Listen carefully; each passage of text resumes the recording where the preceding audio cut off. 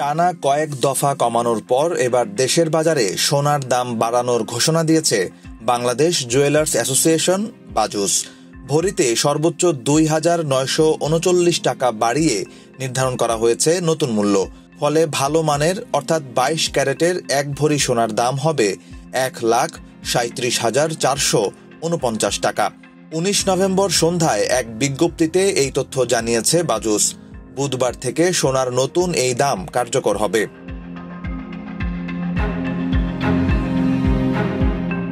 Double million offer Walton fridge কিনে পেতে পারেন ২০ লক্ষ টাকা, রয়েছে কোটি কোটি টাকার নিশ্চিত উপহার। বাজুসের নতুন দর অনুযায়ী ২২ ক্যারেট সোনার ভরি শুক্রবার থেকে ১,৩৭,৪৪৯ টাকায় বিক্রি হবে।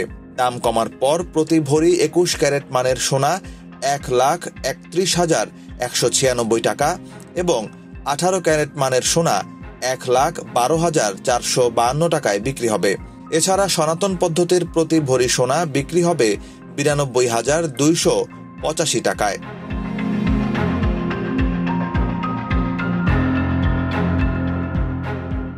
এর আগে ২২ ক্যারেট সোনার ভরির দাম ছিল ১,৩৪,৫০৯ টাকা।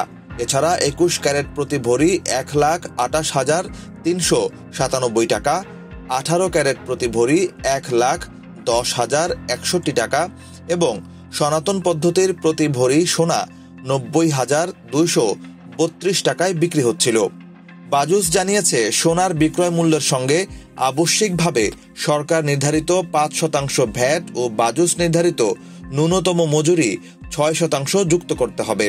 তবে গহনার ডিজাইন ও মানভেদে মজুরির তারতম্য হতে পারে। এর আগে গেল ১৪ নভেম্বর সোনার দাম কমিয়েছিল বাজুস, যা ১৫ অক্টোবর থেকে কার্যকর হয়। এরপর থেকে ওই দামেই এতদিন সোনা কেনাবেচা হচ্ছিল।